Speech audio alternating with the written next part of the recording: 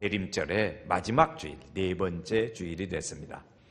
예수님이 세상에 오실 것이라 하는 약속은 하나님께서 이미 예수님이 오시기 전에 700년 또는 길게는 1500년 이전부터 메시아를 보내주겠다는 하나님의 약속에 말씀을 하셨습니다.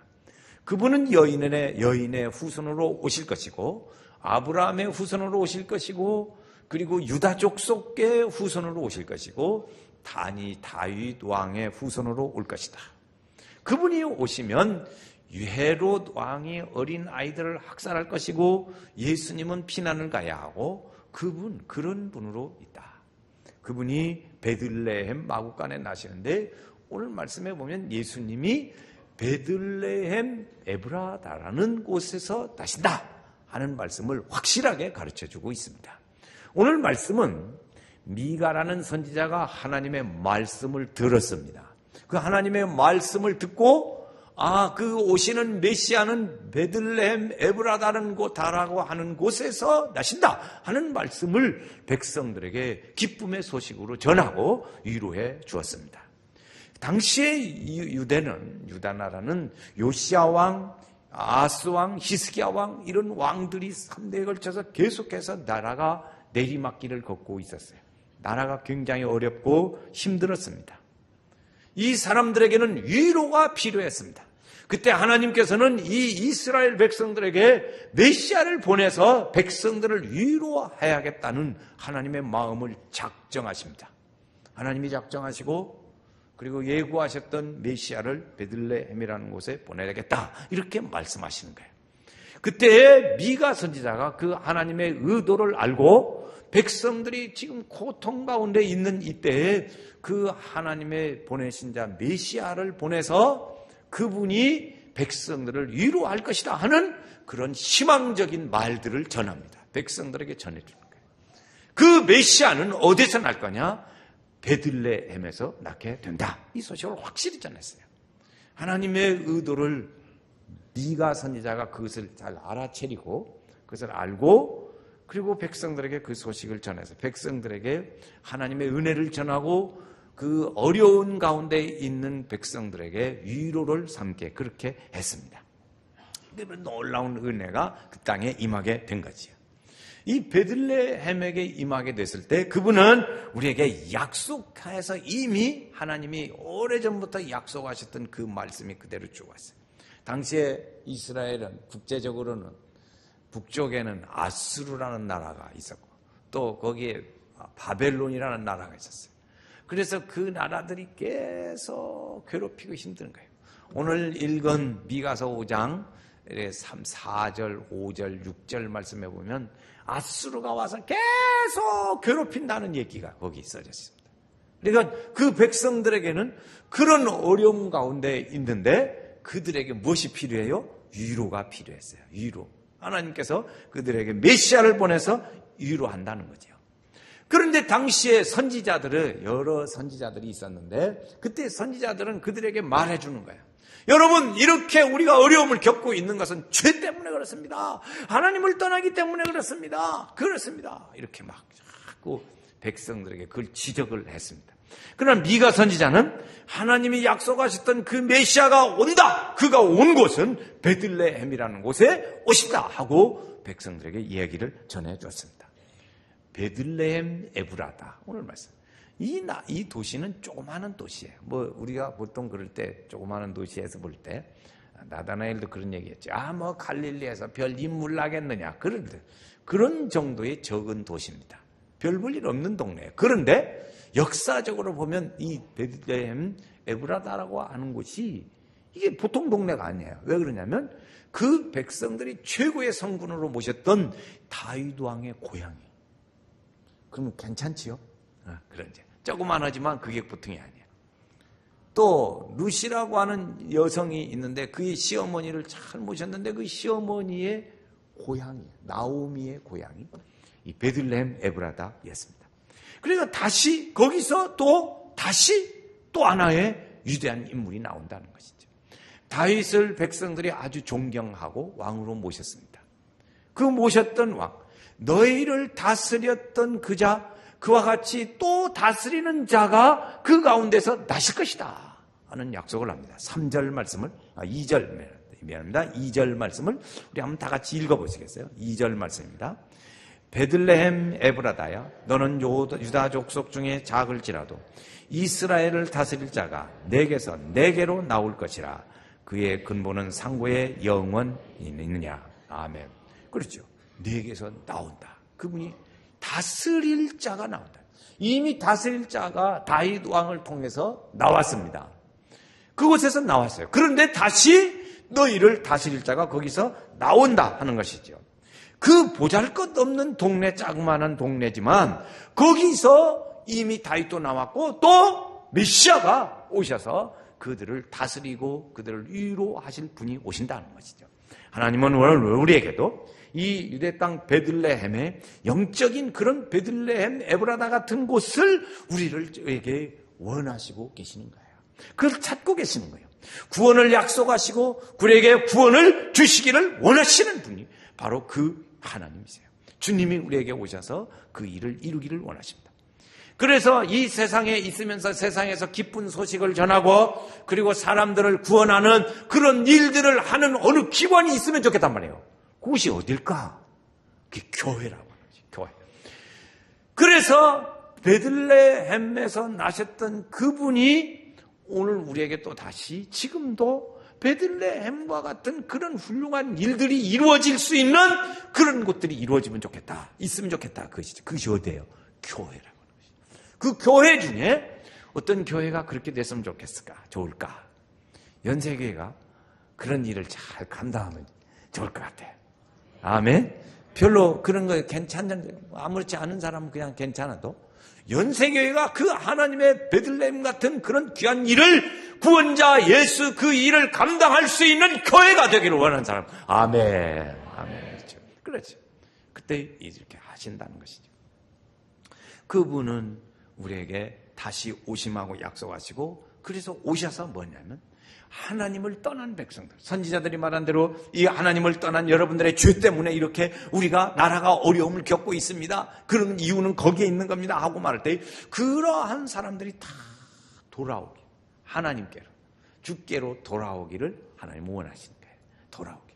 우리 가족 중에도 있습니다. 제가 어느 동네에 보니까요, 교회가 그 동네에 세워진 지 한 30년 됐어요. 그런데 보니까 30년 어간 동안에 그 동네에 사는 사람들이 다 교회 한 번씩 왔다 갔더라고. 다 왔다 갔어요.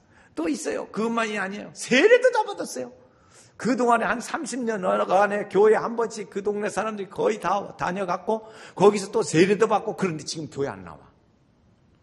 그런 일들이 많더라. 그 사람들이 뭐예요? 돌아와야 돼. 아직 예수를 모르는 우리 주변의 사람들이 어떻게 주님의 품으로 돌아와야 될 줄로 믿습니다. 이것이 필요해요. 주님. 돌아와 돌아와 마음이 고난이여. 돌아오라. 어서 돌아오 어서 돌아마노.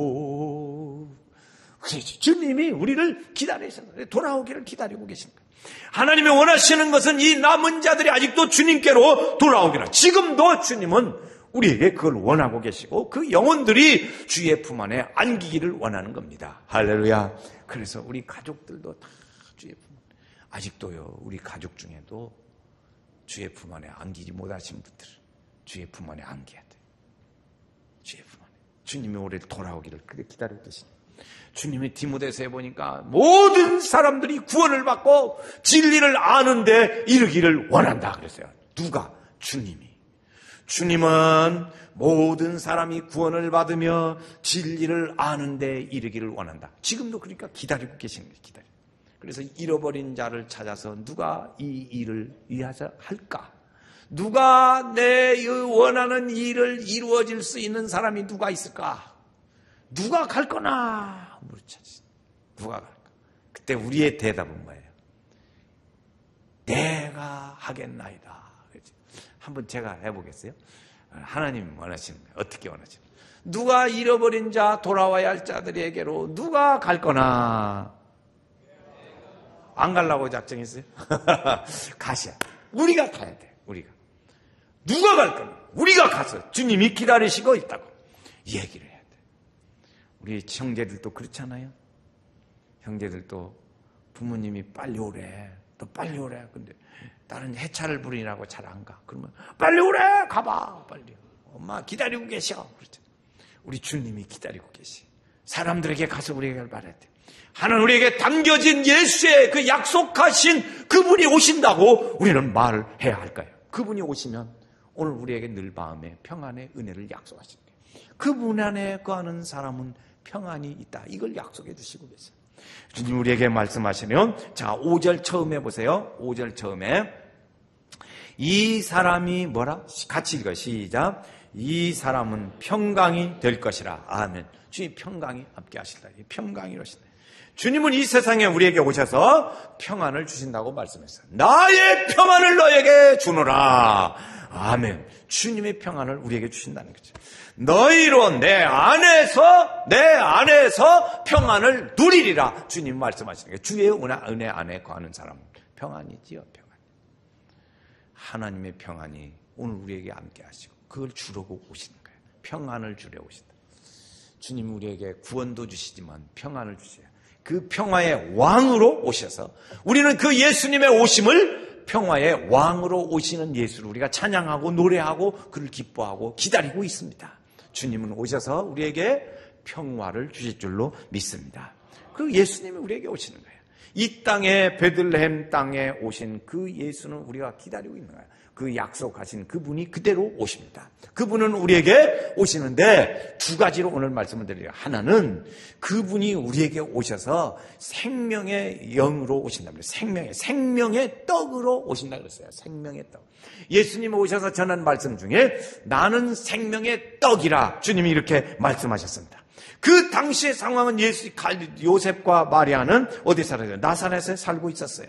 베들레헴에 700년이 훨씬 넘기 전부터 이사야 선지자를 통해서 말씀하셨고 그 전에도 또 말씀하셨고 기다리게 하셨어요. 그래서요. 이 베들레헴이라는 게 뭐냐 그랬더니요. 그 뜻이요. 떡집이요. 우리 동네도 떡집 있잖아요. 그게 베들레헴. 베들레헴 뭐라고요? 떡집이요. 떡집. 떡 먹어야 돼. 그래서 생일떡. 예수님의 생일떡 그거 먹죠. 이 떡이 그런데 영의 양식의 생명의 떡이라고 말씀하시는 거예요. 생명의 떡이라. 나는 하늘에서 내려온 산떡이니 이 떡을 먹으면 영생하리라. 그분이 누구예요? 예수가 예수를 말하기를 예수님 말씀하시기를 다 자기를 표현하기를 그랬어요. 나는 생명의 떡이라. 떡. 그 생명의 떡, 예수를 믿고 그 믿음 안에 거하고 그를 영접하면 영생을 얻는다. 이렇게 말씀하시는 것이죠. 예수님께서 베세다 광야에서 5,000명을 먹이셨습니다. 장정만 5,000명이라고 그랬어요. 그리고 12바구니가 남았어요. 그랬어요. 뭘로 먹였어요? 보리떡 5개와 물고기 2마리로 5,000명을 먹이셨다. 이렇게 했어요. 그래서 배불리 먹었어요. 예수님이 떡이신 그분을 먹으면 사는 거예요. 오늘 우리의 영이신 예수 그리스도 그분의 생명을 지니면 오늘 우리는 살게 되는 거예요. 예수님이 자신의 생명이 떡이 되심을 보여줬고 그리고 자기를 위해서 우리에게 살을 찢기시고 그러면서 주신 말씀이 이 떡, 내 살이 떡이라고 말씀하시면서 성찬상을 제정하시고 가르쳐 줬어요. 이 떡은 생명의 영원한 떡이에요. 이 예수가 있으면 영생을 얻는다 그랬어요. 나는 생명의 떡이니 이 떡을 먹으면 영생하리라. 이 영생이 뭐냐? 아들이 있는 자는 영생이 있고 생명이 있고 하나님의 아들이 없는 자는 생명이 없다 그랬어요. 내가 이것을 기록하는 것은 너희로 영생이 있음을 알게 하려 하심이라고 말씀했어요. 하나님의 영원한 생명을 우리 속에 지니는 거예요. 예수를 믿는 사람, 예수를 믿는 사람은 그 속에 하나님의 영원한 생명을 지니는 거예요. 여러분 예수를 믿으십니까? 아멘. 그러면 우리 속에 영원한 하나님의 생명이 우리 속에 움터 있는 거예요. 내 속에는 같이 내 속에는 하나님의 영원한 생명이 움터 있다. 움터 있어요. 우리 속에 다 있어요. 그래서 예수님은 이 하늘의 생명을 소유한 자로 우리로 하여금 살게 하시고 그 생명이 있는 사람은 생명이 반드시 움직이게 돼 있습니다. 죽은 것 쓰면 움직이지 않아요. 그러나 살아있는 하나님의 영원한 생명을 지닌 사람은 움직이게 돼 있어요. 살아 움직이고 활동하고 그리고 나타내고 그리고 운동하는 일을 해요. 그 일을 하지요. 그 일을. 그래서 그 생명을 가진 사람은 늘 기쁘고 주를 가라지 않아요. 가라지 않아. 왜? 그것이 그분이 우리의 길을 다 인도해 주시니까. 그분이 인도해 주시니까. 시냇가에 심은 나무처럼 잎사귀가 마르지 아니함 같이 무상하리라. 하나님 말씀이세요. 그러니까 그 생명을 우리 속에 지니는 사람이 이게 중요해요. 여러분 생명이 내 속에는 생명이 있습니까? 없습니까? 생명이 있습니다. 아멘. 내 안에는 생명이 있다. 시작. 내 안에는 하나님의 생명이 있다.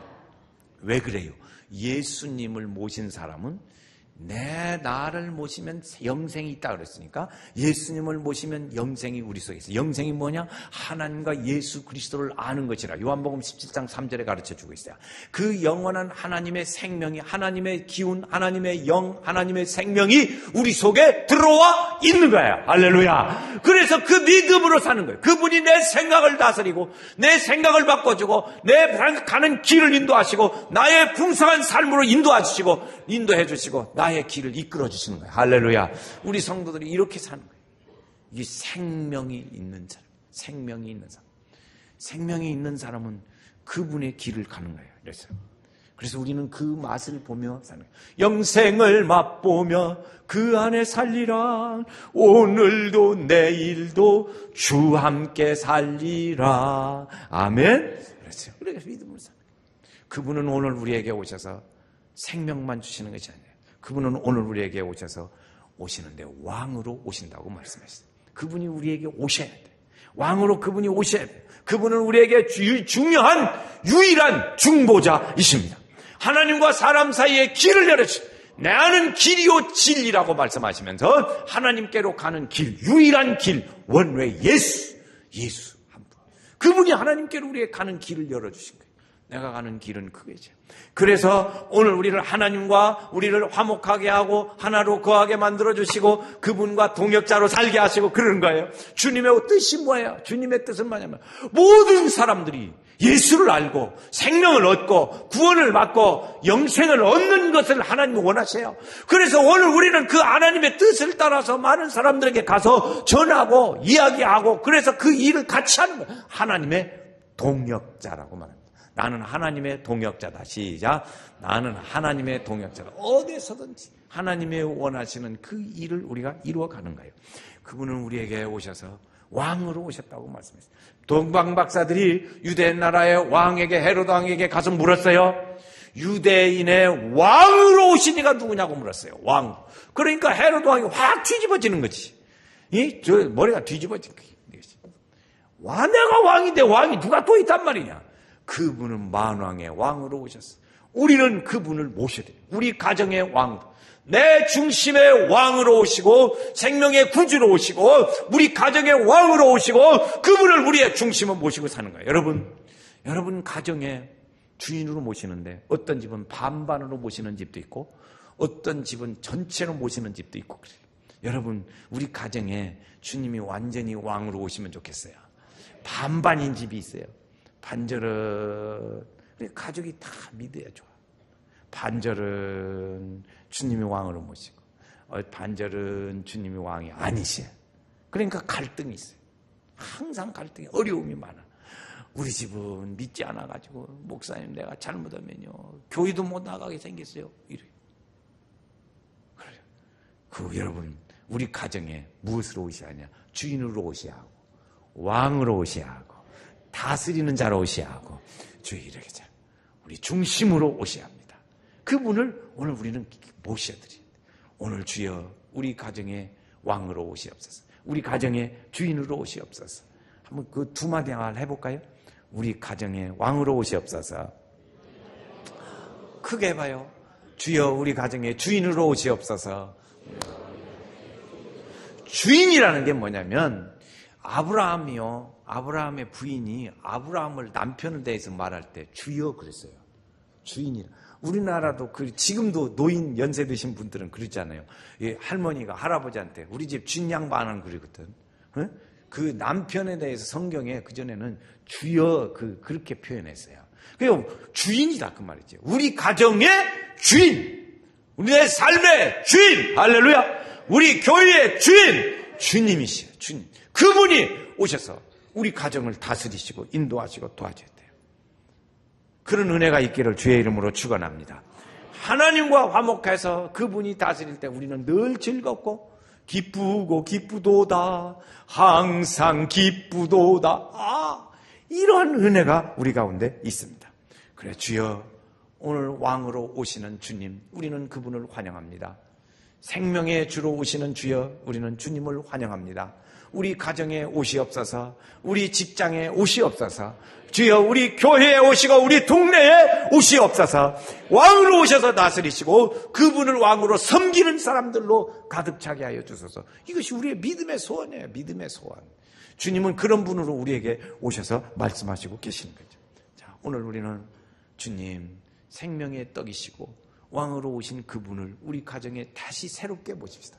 주인으로 정말 주인답게 모시기를 바랍니다. 여러분, 왕으로 아무리 오시고 생명이시고 왕이신 그분이 우리 가정에 저 한쪽 방에 있는 게 아니고 우리 가정에 정말 주여 우리 가정의 주인으로 정말 주인으로 행세하게 해주세요. 여러분, 우리가 손님을 갔어요. 손님으로 갔는데 손님이 아는 체도 안 오고 그냥 왔냐고만 하고는 소파에 앉아 계시라고 그래놓고는 자기 볼 일만 보고 있어. 그러면 아이고, 이 집 내가 가면서 하는 말이 다시 오는가 봐라. 내 있는 집 아주 그냥 어떻게 냉대로든지 썰렁하더만 안 가. 주님을 그렇게 모시면 안 돼요. 주님을 모시고 같이 이야기하고 주님과 함께 듣고 주님을 중심으로 거기에 이야기. 다른 거 하지 말고 손님을 손님으로 주인을 주인으로 잘 모셔야 할 줄로 믿습니다. 그래서 하나님의 은혜가 우리 성도들께 함께 할 때 그분이 오시면 우리가 가정에 즐거워요. 기뻐요. 손님 주인이 오시면 기뻐요. 오늘 우리의 왕으로 오신 그분과 함께 우리 성도들 가정에 하나님의 은혜의 빛으로 충만하게 하시고 하나님의 은혜의 빛이 우리 성도들 가정에 늘 함께 하시기를 주의 이름으로 축원합니다.